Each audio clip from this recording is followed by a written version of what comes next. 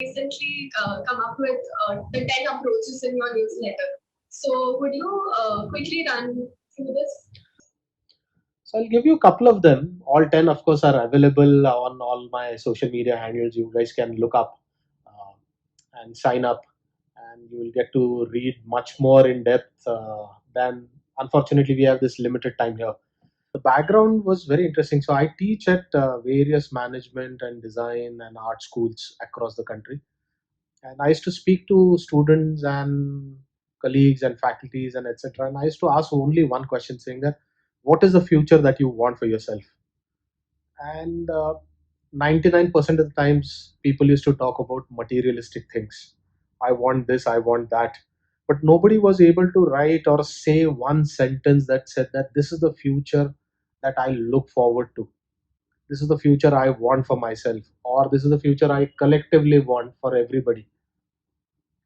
And if this was the situation, and this really put me into a situation saying that if this is how the best of the students who got through these great institutions are not able to think, they don't even want to think at times, why are we blaming government of India that they're not making my life amazing? Why they're not creating a beautiful future for me? Because we ourselves do not know what it is.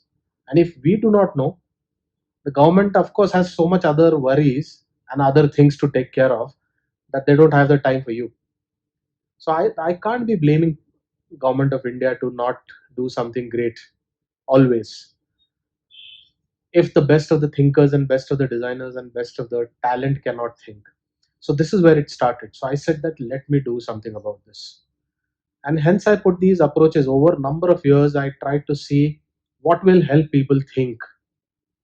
So my principal problem, fundamental issue was that people were not thinking.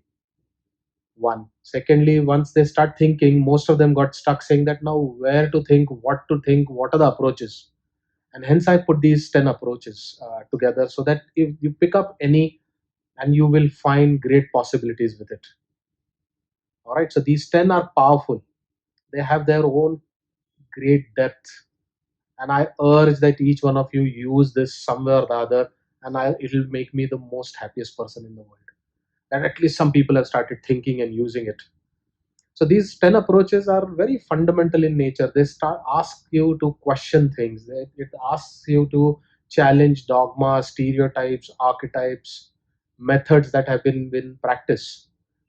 Why are we looking at the same Maslow's triangle? Why are we looking at creating a building with beautiful facade and it is not creating harmony for me when I'm residing inside? Why am I not looking at purpose? I'm only looking at functionality of products and services and brands and organizations and houses and whatnots. Why can't we move from functionality to purpose? Purpose guides us, it enables us. Functionality essentially would mean you will be keep modifying, tinkering with the same old product. It will not give you something fundamentally new, right? Uh, can we shift from objects to the core of it, the subject? The subject of the chair is to make you sit, but nobody challenges the fundamental subject, saying that body is not in harmony and it cannot sit for so long. As I said, on one end, chair is creating postural problems to the extreme of sedentary lifestyle diseases like diabetes. And still we are stuck with doing the chair right, but we're not questioning how can I change the work itself. So if you look at these 10 approaches will give you amazing things. Like I was really annoyed by people saying that there's so much wastage, so much wastage, so much wastage, and we are throwing. There is so much garbage, and there were so many posts last year about people throwing plastics and whatnots into the sea. But nobody's looking at why are we throwing.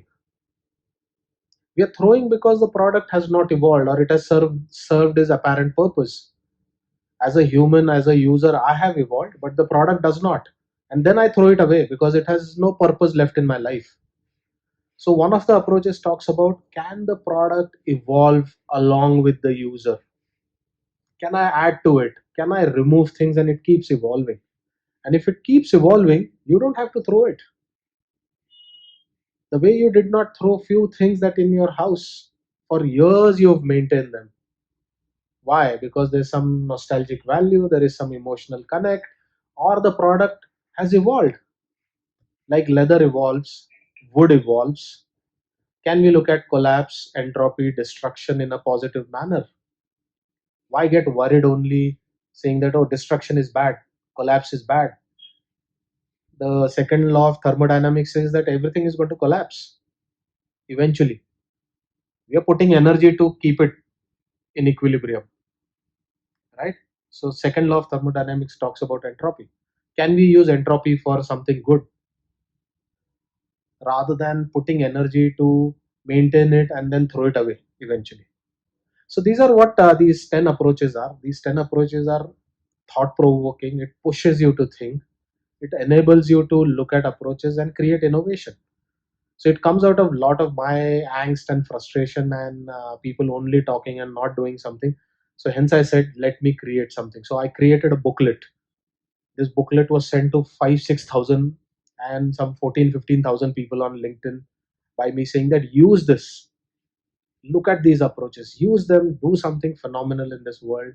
We have been given this best machine which sits here, right?